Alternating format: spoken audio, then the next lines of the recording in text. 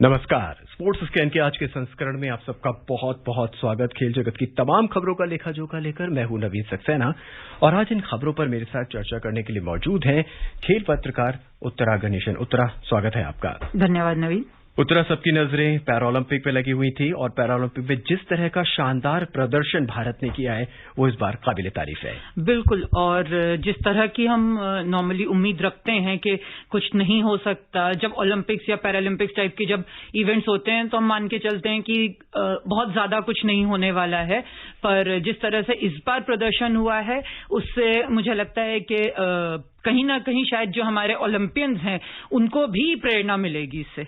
12 दिन चलने वाले टोक्यो पैरालंपिक आज समाप्त हो गए। निशानेबाज अवनी लेखरा जो थी वो समापन समारोह में भारत की ध्वजवाहक रखी और अपने सुनने वालों को बता दें, पैरालंपिक खेलों में स्वर्ण पदक जीतने वाली अवनी पहली भारतीय महिला हैं। कार्यक्रम में हम आगे बढ़ेंगे, लेकिन सबसे पहले सुन लेते हैं समापन समारोह पर यह रिपोर्ट। 24 अगस्त से शुरू हुए टोक्यो पैरालंपिक खेल आज समाप्त हो गए। समापन समारोह का आयोजन कोविड प्रोटोकॉल के साथ सादगी के साथ किया गया। समारोह में भारत की ओर से 11 खिलाड़ियों ने हिस्सा लिया। इन खेलों में 163 देशों के लगभग 4500 खिलाड़ियों ने 22 खेलों की 540 स्पर्धाओं में अपनी चुनौती पेश की। पेरिस में होने वाले अगले पैरालंपिक में नया इतिहास रचने की उम्मीदों के साथ खिलाड़ियों ने टोक्यो पैरालंपिक को अलविदा कहा। कोविड महामारी के दौरान स्वास्थ्य से जुड़े कर्मियों को सम्मान देने के लिए तैराकी के खिलाड़ियों और नर्सों ने जापान के ध्वज के साथ सबसे पहले स्टेडियम में प्रवेश किया। इस दौरान स्टेडियम वायलिन की मधुर ध्वनि से गूंज उठा। साथ ही दृष्टिबाधित बैंड वादकों ने मधुर धुन छेड़ी और पूरा स्टेडियम संगीतमय हो गया। बैडमिंटन को पहली बार ओलंपिक में शामिल किया गया था। भारत के 7 खिलाड़ियों ने अलग अलग वर्गों में भाग लिया और 4 पदक अपने नाम किए। प्रमोद भगत और कृष्णा नागर ने स्वर्ण, जबकि सुहास यथिराज ने रजत और मनोज सरकार ने कांस्य पदक जीता। इन खेलों में भारत ने 5 स्वर्ण, 8 रजत और 6 कांस्य पदक सहित कुल 19 पदक जीते हैं। उत्तरा, जब हमने इस पैरालंपिक में शामिल हुए थे और हमारे खिलाड़ी जब गए थे, तब दीपा मलिक जो भारतीय पैरालंपिक कमेटी के अध्यक्ष, उन्होंने कहा था कि कम से कम हम 15 मेडल तो जरूर जीतेंगे। लेकिन जिस तरह से खेल आगे बढ़े और हमारे खिलाड़ियों ने प्रदर्शन किया और आज 19 पदक हमारी झोली में है। बिल्कुल, और पहले दिन से मेडल आने जो शुरू हुए थे वो आखिरी दिन तक आते रहे हमारे मेडल। और जहां तक पैरालंपिक्स की बात है, मुझे ये लगता है पर्सनली कि सबसे बड़ा जो फायदा तो नहीं, लेकिन सबसे ज्यादा फर्क जो आएगा शायद इसके बाद कहीं ना कहीं लोगों की सोच में एक फर्क आएगा कि अगर आप दिव्यांग हैं, अगर आप चाहे वो मेंटली हो या फिजिकली हो, तो आप किसी से कम नहीं होते हैं। और एक कॉमन पब्लिक में जो एक बनी होती है परसेप्शन की अगर किसी के हाथ में प्रॉब्लम है या पैर में प्रॉब्लम है किसी भी वजह से, तो वो आपसे कम है। तो इन लोगों ने सिर्फ ये 19 जो मेडलिस्ट हैं उनकी बात नहीं, बल्कि जो 4th फिनिश हुए हैं या 5th फिनिश हुए हैं, जिन्होंने बहुत अच्छा प्रदर्शन किया है, उन्होंने ये जरूर दिखा दिया है कि हम आपसे कम तो नहीं है, शायद आपसे बेहतर जरूर है। क्योंकि जिस तरह से इन्होंने प्रदर्शन किया है शायद आप और हम भी नहीं सोच सकते उस लेवल का प्रदर्शन करना कभी। उत्तरा, 5 स्वर्ण पदक, 5 स्वर्ण पदक अपने आप में शायद ही अब तक कोई ऐसा खेल होगा, अलग अलग ओलंपिक की बात करें, इतने स्वर्ण पदक और इतने पदक हमने अब तक अपनी झोली में नहीं देखे। बिल्कुल, और जिस तरह से हर खेल में ये आया है, इसमें सारे इंडिविजुअल मेडल्स हैं और हर खेल में, बल्कि हर वो खेल जिसके लिए हम नॉर्मली ये कहते हैं कि हमारे खिलाड़ी बहुत अच्छे हैं वर्ल्ड लेवल पे, ओलंपिक्स के हिसाब से, चाहे वो शूटिंग हो या बैडमिंटन हो, जिसकी हमें ओलंपिक्स में दरकार थी कि इसमें मेडल आएंगे, उन सारे गेम्स में हमारे मेडल आए हैं और स्वर्ण पदक आए हैं जो पैरालंपिक्स में आए हैं। तो ये बहुत बड़ी बात है मेरे हिसाब से। 53 सालों में 11 पैरालंपिक खेलों में हमने हिस्सा लिया और कुल मिला के तब 12 पदक जीते थे और आज एक ही ओलंपिक में रिकॉर्ड तोड़ प्रदर्शन। बहुत बड़ी बात है। और जिस तरह से चीजें आगे बढ़ी हैं, अगर हम 2 ओलंपिक्स पहले की भी देखें तो सिंगल डिजिट में हमारे मेडल्स थे, जैसा कि ओलंपिक्स में होता है, लेकिन वहां से 2 या 4 मेडल से सीधा 19 मेडल पे पहुंचना, मेरे हिसाब से कहीं ना कहीं इसके लिए हमें सरकार को भी श्रेय देना चाहिए कि उन्होंने पैरालंपियंस को उस तरह की फैसिलिटीज दी जो शायद इतने सालों तक उनको नहीं मिल पा रही थी या इग्नोर किया जा रहा था। लेकिन उन्होंने ये जरूर दिखाया कि अगर उनको उसी लेवल की फैसिलिटीज मिले, उसी लेवल के कंपटीशन मिले जिस लेवल के नॉर्मल लोगों को मिलते हैं, तो वो शायद हमसे ज्यादा बेहतर करके दिखा सकते हैं। उत्तरा, जब खेल शुरुआत हुए थे तो सबकी निगाहें देवेंद्र झाझरिया पर थी, क्योंकि तब तक भाला फेंक प्रतियोगिता एक ग्लैमरस प्रतियोगिता बन चुकी थी। लेकिन जहां देवेंद्र ने सिर्फ रजत पदक से संतोष करना पड़ा, वहीं उसी प्रतियोगिता हमें गोल्ड मेडल भी मिला। और सबसे इंटरेस्टिंग चीज यह है कि सुमित अंटिल, जिन्होंने गोल्ड मेडल जीता, मुझे नहीं पता, बहुत सारे लोगों को शायद ये नहीं पता होगा कि 6 महीने पहले जब डोमेस्टिक मीट्स हो रहे थे तो इंडियन ग्रां प्री में सुमित अंटिल ने नॉर्मल लोगों के साथ प्रतियोगिता की थी, जिसमें नीरज चोपड़ा भी थे। तो नीरज और सुमित ने एक साथ उस प्रतियोगिता में भाग लिया था और उसमें सुमित ने 5th फिनिश किया था। ये अपने आप में दिखाता है कि उनमें कितना ज्यादा कॉन्फिडेंस था कि वो अपने आप को दिव्यांग समझते ही नहीं है और वो अपने आप को उतना ही अच्छा मानते हैं जितना बाकी लोग हैं। तो जब आप, और नीरज चोपड़ा के बारे में मुझे कुछ बताने की जरूरत नहीं है आज की तारीख में हिंदुस्तान में, तो जब आप उनके साथ कॉम्पिटिशन में पार्टिसिपेट कर रहे हो, आपके आसपास सारे वो लोग हैं जिन्हें एबल बॉडीड एथलीट कहा जाता है, और उसमें आप पार्टिसिपेट करके 5th फिनिश कर रहे हो, ये बहुत बड़ी बात है। और कहीं ना कहीं, और ये उन्होंने माना भी है कि नीरज चोपड़ा से उनको बहुत सीखने को मिला है और उनकी वजह से उनको बहुत एनकरेजमेंट मिला है नीरज के प्रदर्शन से। लेकिन अपना कॉन्फिडेंस लेवल आप सोचिए उस इंसान का कितना हाई होगा कि वो अपने आप को अलग श्रेणी में ना रख के नॉर्मल लोगों के साथ कंपीट करना जा रहा है। सुमित ने जेवलिन थ्रो में F64 कैटेगरी में विश्व रिकॉर्ड के साथ स्वर्ण पदक अपने नाम किया था। उन्होंने फाइनल में 68.55 मीटर के सर्वश्रेष्ठ थ्रो के साथ मेडल जीता। और उत्तरा, ये तो था हमारा दूसरा मेडल। शुरुआत हुई थी अवनी लेखरा से, जहां निशानेबाजों ने हमें मेन ओलंपिक के अंदर निराश किया, वहां अवनी लेखरा ने पहला स्वर्ण पदक ही हमें निशानेबाजी में दिला दिया। और जब ओलंपिक्स हुए थे तो हालांकि बहुत डिसअपॉइंटमेंट हुआ था जब शूटिंग से मेडल नहीं आए थे, लेकिन बहुत से लोग ये भी कह रहे थे कि यंगस्टर्स हैं, 18-19 साल के हैं, प्रेशर बहुत होता है, एक्सपीरियंस नहीं है। तो अवनी लेखरा ने ये जरूर प्रूव कर दिया कि उम्र का आपके मेडल और कॉन्फिडेंस से कोई लेना देना नहीं है, क्योंकि वो 18 साल की हैं सिर्फ, उनका भी पहला ही पैरालंपिक्स है और बाकियों के मुकाबले शायद उनको उस तरह से वर्ल्ड लेवल पे compete करने का मौका भी नहीं मिलता है। बल्कि ना सिर्फ अवनी, मनीष नरवाल जिन्होंने जीता है गोल्ड, वो भी 18 साल के हैं। तो जब 18 साल के पैरालंपियंस आपको शूटिंग में मेडल दिला सकते हैं, तो कम से कम अब ये जो एक एक्सक्यूज, मैं एक्सक्यूज तो नहीं कहूंगी, लेकिन जो एक वजह बोली जा रही थी लगातार कि एक्सपीरियंस की कमी है और प्रेशर बहुत होता है, वो कम से कम अब बोलना बंद कर देना चाहिए। उत्तर, आप एक वरिष्ठ खेल पत्रकार रही हैं और बहुत टाइम से सभी खेलों को आप कवर करती आ रही हैं। शायद ये पहली बार ऐसा है कि पैरालंपिक खेलों को इतना कवरेज मिला है। बिल्कुल, मुझे नहीं लगता कि पैरालंपिक्स के बारे में इस तरह से पहले कभी बात हुई हो। एक तरह से जब ओलंपिक्स खत्म होते हैं तो लोग ये मान के चलते हैं कि अब खत्म हो चुके हैं सारे खेल। पैरालंपिक्स एक सेकेंडरी इवेंट बन के रह जाता है हमेशा, और इसीलिए शायद जब नीरज का मेडल आया तो बहुत से लोगों को लगा कि ये एक बहुत बड़ी उपलब्धि है इस देश में, जो वाकई बहुत बड़ी है। लेकिन शायद वो इसलिए भी था कि उस वक्त तक या इस साल के पैरालंपिक्स तक बहुत से लोगों को पता ही नहीं था कि देवेंद्र झाझरिया जो नीरज ने किया है वो बहुत पहले कर चुके हैं। 8-9 साल पहले वो ये चीज कर चुके हैं। वो एक ओलंपिक्स के गोल्ड मेडलिस्ट बन चुके हैं, वर्ल्ड रिकॉर्ड होल्डर बन चुके हैं। तो इस बार जिस तरह से पैरालंपियंस को जिस तरह से रिकॉग्निशन मिली है, वो शायद बहुत पहले अगर मिल जाती तो शायद हमारे इस बार इससे भी कहीं ज्यादा मेडल आ जाते। पर देर से ही सही, लेकिन मुझे लगता है कि अब चीजें जरूर बदलेंगी, चाहे वो खेलों के हिसाब से हो या आम जनता की भी प्रतिक्रिया के हिसाब से हो। उत्तरा, इस बीच हमारे साथ जुड़ चुके हैं नमाशीष, जो कि जानकार हैं और जिस कॉलेज से प्रवीण पढ़ते थे और जिस कॉलेज में समय पढ़ रहे हैं और जो भारत के लिए रजत पदक लेकर आए हैं। हमने उनसे बात किया, आइए सुनते हैं कि वो क्या कहते हैं इनके बारे में। नमस्ते, आई एम नामा आशीष प्रेम सिंह। मैं एसोसिएट प्रोफेसर हूँ Motilal Nehru college, university of Delhi में। और अभी जो रिसेंटली पैरालंपिक्स गेम्स चल रहे थे, उसके अंदर हमारा एक स्टूडेंट प्रवीण कुमार, जो कि हाई जंपर है, उसने पार्टिसिपेट किया और सिर्फ पार्टिसिपेट ही नहीं किया, सिल्वर मेडल जीत के आया। और ये एक बहुत बड़ा अचीवमेंट है पूरी दिल्ली यूनिवर्सिटी के लिए। वो 2nd ईयर का स्टूडेंट है और उसने ह्यूमैनिटीज ले रखी है। प्रवीण कुमार जब फर्स्ट टाइम दिल्ली यूनिवर्सिटी में एडमिशन के लिए ट्राई कर रहा था, तब उसकी जो कैटेगरी थी T44, उसके अंदर कहीं एडमिशन उसको मिल नहीं पा रहा था। तो when he came to the college, Motilal Nehru college जब वो आया तो हम लोगों ने पूरा असेस किया उसके पुराने अचीवमेंट्स की, कहाँ कहाँ क्या क्या जीता है, और उसके बाद हमने उसको कंसीडर करते हुए प्रिंसिपल ने तुरंत बोला कि नहीं आशीष जी, आप कंसीडर करके एडमिशन दीजिए। तो हमारी पूरी स्पोर्ट्स कमेटी जो थी उन्होंने इस पे एग्री करके और प्रवीण को एडमिशन दिया।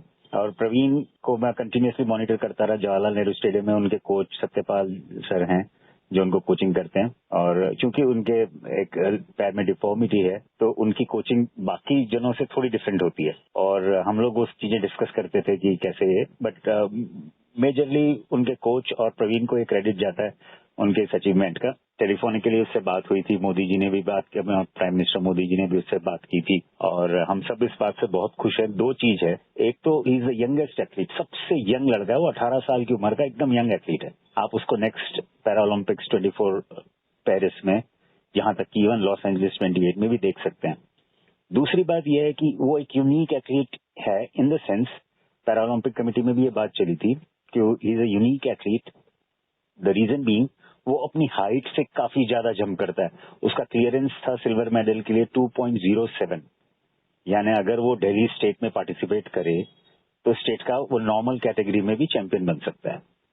सो हमारे पूरे स्पोर्ट्स कमेटी ने और कॉलेज ने डिसाइड किया है कि जब वो आएगा तो उसे हम फैसिलिटेट करेंगे। जाने से पहले स्पोर्ट्स कमेटी ने 25,000 rupees as a pocket money उनको दिया था कि आप खर्चा जो भी जूस वगैरह कुछ एक्स्ट्रा जो भी लेना आप लीजिए, और आने के बाद हम फिर उसको फैसिलिटेट करेंगे और जितना हो सकता है कॉलेज की तरफ से उसको देंगे। तो ये थे नवाशीष, और ये थे मोतीलाल नेहरू कॉलेज के अंदर दिल्ली यूनिवर्सिटी में असिस्टेंट प्रोफेसर, जहां से प्रवीण कुमार इस समय अपनी पढ़ाई कर रहे हैं, और जैसा कि इन्होंने बताया यंगेस्ट प्लेयर प्रवीण रहे हैं। बिल्कुल, और जिस तरह से इन्होंने ये बताया ये बहुत इंटरेस्टिंग है कि जो इनका विनिंग हाइट थी, जो, और ये बिल्कुल सही बोल रहे हैं कि बल्कि इन्होंने तो दिल्ली स्टेट की बात की है। अगर ये नेशनल लेवल पे भी जो डोमेस्टिक मीट्स होते हैं, चाहे वो इंटर स्टेट हों या ग्रांड प्रीज हों, तो इसमें भी वो शायद टॉप 3 या 4 में फिनिश कर सकते हैं 2.07 मीटर की हाइट के साथ, क्योंकि हम लगातार देखते हैं कि जो 2 मीटर से ऊपर जो जंप होती है वो बिल्कुल आसान नहीं होती है, और कई बार जो डोमेस्टिक मीट्स हैं उसमें बहुत से खिलाड़ी ऐसे होते हैं जो उस 2 मीटर के मार्क को नहीं टच कर पाते हैं। तो दिल्ली का तो खैर चैंपियन होना बहुत छोटी बात है। अगर ये नॉर्मल नेशनल लेवल पे भी अगर पार्टिसिपेट करें तो इस हाइट के साथ वो उसमें भी टॉप 3 या 4 में फिनिश कर सकते हैं, और इसी से हम ये समझ सकते हैं कि ये कितनी बड़ी उपलब्धि है। और उत्तरा, जहां हमारी सारी निगाहें मरियप्पन पर लगी हुई थी, मरियप्पन थंगावेलु, जिन्होंने 1.86 मीटर की जो छलांग लगाई थी, और रियो ओलंपिक के लिए उन्होंने गोल्ड मेडल जीता था, लेकिन इस बार वो सिल्वर पदक पर ही रहे। बिल्कुल, और बट उसमें हमें यह भी देखना है कि इसमें उन्होंने कम नहीं किया है, बल्कि जिसका गोल्ड आया है उसने बहुत ज्यादा अच्छा किया है। तो 1.86 उनका खराब प्रदर्शन नहीं था, बस फर्क सिर्फ इतना है कि जो सैम ग्रूथ है यूएसए के, वो अपने आखिरी अटेम्प्ट में 1.89 कूद गए थे। हो सकता है वो नहीं भी कर पाते, लेकिन अपना अपना दिन होता है, उस दिन आप कितना कर पा रहे हो उस पर डिपेंड करता है। इवन देवेंद्र झाझरिया का जो सिल्वर मेडल है, उनको जिसने हराया है श्रीलंकन ने, उसने एक नए वर्ल्ड रिकॉर्ड के साथ हराया है। तो आप इससे समझ सकते हैं कि देवेंद्र झाझरिया को हराने के लिए एक नए वर्ल्ड रिकॉर्ड की जरूरत पड़ी है। कोई भी आके उनको नहीं इस तरह से आसानी से हरा सकता था। और उत्तरा, भारत ने न सिर्फ कांस्य, न सिर्फ गोल्ड, बल्कि सिल्वर, तीनों रंगों के पदक इस बार अपनी झोली में डाले। और हर खेल में, जैसे बैडमिंटन पहली बारी आया है और उसमें हमारे 5 मेडल आ गए हैं, और शूटिंग में हमारे मेडल आए हैं, टेबल टेनिस में हमारा मेडल आया है, एथलेटिक्स में हमारा मेडल आया है। और ये सारे वो इवेंट्स हैं जिन पे हमें ध्यान देने की जरूरत है, क्योंकि जब जो नॉर्मल ओलंपिक्स भी होते हैं उसमें भी ये सारे ऐसे खेल हैं, प्लस स्विमिंग एक और चीज, जो ऐसे खेल हैं जिनमें बहुत ज्यादा मेडल्स आने की उम्मीद होती है, बहुत ज्यादा आने के चांसेस होते हैं। स्विमिंग में आपके पास 20-25 मेडल जीतने के होते हैं अलग अलग कैटेगरीज में। एथलेटिक्स में आपके पास उसी तरह से कम 20 से 25 मेडल जीतने की आपके पास गुंजाइश होती है। तो इससे तो मुझे लगता है कि इन खेलों पर अब ज्यादा ध्यान देने की जरूरत है, क्योंकि हम ये प्रूव कर चुके हैं कि हम उन खेलों में वर्ल्ड लेवल पे कम्पीट कर सकते हैं। उत्तरा, बैडमिंटन पहली बार इस बार ओलंपिक में दिखाई दिया, पैरालंपिक में दिखाई दिया, सबकी नजरें प्रमोद भगत पर थी। लेकिन आखिरी दिन आज कृष्णा नागर ने जबरदस्त खेल दिखाया और स्वर्ण अपनी झोली में डाला। मुझे लगता है कहीं ना कहीं हर खिलाड़ी जो इस बार पैरालंपिक्स में गया था, खासकर की जो यंगस्टर्स हैं, मतलब देवेंद्र झाझरिया तो एक तरह से आप मान सकते हैं कि वो लेजेंड हैं पैरालंपिक्स के हिसाब से हमारे देश में, पर जितने यंगस्टर्स गए हैं जो 18, 20, 22 साल के जितने भी गए हैं अलग अलग खेलों में, वो शायद ये सोच के गए हैं कि हमें अपने आप को प्रूव करना है। और जिस तरह की इस बार कवरेज उनको मिली है, जिस तरह से उनके बारे में बात हो रही है, जिस तरह से उनको रिकॉग्निशन मिला है, वो शायद कहीं ना कहीं उनको और ज्यादा एनकरेज किया है उस चीज ने कि हमें अपने आप को प्रूव करना है, क्योंकि अगर इस बार हम अपने आप को प्रूव करेंगे तो पूरे देश को हमारे बारे में पता चलेगा और इससे अच्छा मौका नहीं मिल सकता। और सबसे बड़ी चीज, जब आप परफॉर्म करते हैं और हर मेडल के बाद या मेडल ना आए तो भी आपको आपके देश का प्रधानमंत्री फोन करके आपसे बात करता है और कहता है कि हमें आप पे गर्व है, तो मुझे लगता है कि जब पहले दिन वो चीज होती है तो बाकी के दिन जितने खिलाड़ी बचते हैं उनके अंदर वो एक्स्ट्रा जोश आता है कि अगर इस तरह से आपको सरकार रिकॉग्नाइज कर रही है, आपका पीएम अपने सारे काम के बीच में टाइम निकाल के आपको फोन करके आपसे बात करता है, तो आपको इतना ज्यादा उससे जोश आता है कि आपको लगता है कि अब हमारे पास कोई वजह नहीं है परफॉर्म ना करने की। उतरा हर खिलाड़ी को इंतजार था कि पदक के बाद अब मेरे पास एक फोन आएगा। कहीं ना कहीं एक मानसिक दबाव भी रहा होगा। मुझे नहीं लगता, क्योंकि दबाव आपके ऊपर तब होता है जब आपको लगे कि सामने वाला आपसे पूछेगा कि पदक आया या नहीं आया, नहीं आया तो क्यों नहीं आया। जब आपको पता है कि आप सामने से जो फोन आएगा उसमें सिर्फ आपकी तारीफ होगी, एनकरेजमेंट होगी और आपको आपकी प्रशंसा होगी उसमें, तो वो आपके ऊपर प्रेशर नहीं डालता है, वो आपको और एनकरेज करता है, क्योंकि आपको पता है कि आपके देश का जो सबसे बड़ा राजनेता है वो आपके साथ खड़ा है और वो आपको सपोर्ट कर रहा है। और अब बात टेबल टेनिस की। भाविना ने बहुत ही जबरदस्त प्रदर्शन किया और पहला पदक हमें वहीं से नजर आया। तब हमें लगा कि अब धीरे धीरे पदकों की जो माला है वो हमारे लिए खुलती चली जाएगी। और जैसे मैंने पहले कहा कि जो कॉन्फिडेंस की बात है, जब वो अपना जीती थी सेमीफाइनल वाला, तो उन्होंने ये कहा था कि जो उनके ओपोनेंट थी चाइना की, उन्होंने कहा था कि मैं इनसे 11 बार हार चुकी हूं और मैं 12वीं बार नहीं हारना चाहती इससे। तो ये आपको बताता है कि आप किस लेवल पे प्रिपरेशन करके उतरे हैं वहां पे, आप अपने ऊपर कितना ज्यादा विश्वास लेके उतरे हैं कि आपके सामने एक ऐसा खिलाड़ी है जिसने आपको 11 बार हराया है, लेकिन उस चीज का उस दिन कोई फर्क नहीं पड़ा। आप उस दिन आप ये नहीं देख रहे हैं कि इसने मुझे हराया, आप ये सोच के उतर रहे हैं कि मुझे जीतना है। पैरालंपिक खेलों में बैडमिंटन के अलावा भारत ने जो सबसे ज्यादा पदक जीते हैं वो ऊंची कूद में जीते हैं। भारत को 3 पदक उसमें भी मिली हैं।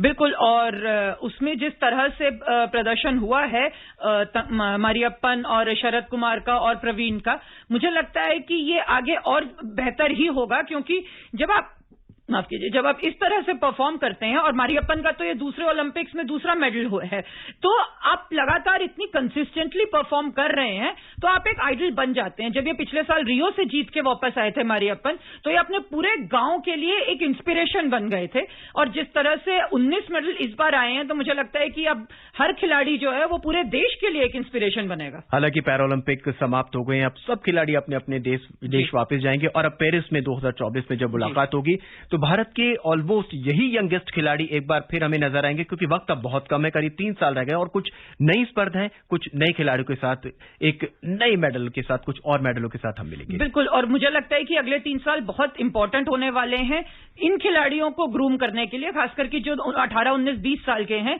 क्योंकि अगर उनको सही से और फैसिलिटी दी जाए और सही से उनको एक्सपोजर दिया जाए वर्ल्ड लेवल पे, तो मुझे लगता है इससे और बेहतर वो प्रदर्शन कर सकते हैं। और स्पोर्ट्स स्क्वायर में शायद ये पहली बार हो रहा है कि अब हम चलते चलते बात सिर्फ थोड़ी सी क्रिकेट की भी कर लेते हैं। भारत की स्थिति कुछ अब मजबूत सी नजर आ रही है। 6 विकेट गिर चुके हैं, 407 रन भारत ने दूसरी पारी में बना लिए हैं। यहां से भारत के हारने का तो कोई हिसाब नहीं है अभी, क्योंकि चौथा दिन है आज, और इंग्लैंड के जीतने की भी उस तरह से हमें नहीं दिख रही है। ड्रॉ जरूर हो सकता है, लेकिन भारत के जीतने के चांसेस कहीं ज्यादा हैं इससे। उतना वक्त हमारे पास अब बिल्कुल भी नहीं है, लेकिन चलते चलते सिर्फ एक टिप्पणी मैं चाहूंगा कि जब 5वें दिन भारत बॉलिंग करने के लिए उतरेगा तो उस वक्त क्या हमें अश्विन की जरूरत नहीं हो पड़ेगी? अगर हम जीतते हैं तो शायद ये सवाल उठेगा ही नहीं कल शाम को, और अगर मैच ड्रॉ हो जाता है कहीं ना कहीं से, तो शायद बहुत से सवाल उठेंगे जिन पे अगर कल चर्चा करें तो बेहतर होगा। बहरहाल आज के इस अंक में बस इतना ही। मुझे और उत्तरा को दीजिए इजाजत। नमस्कार।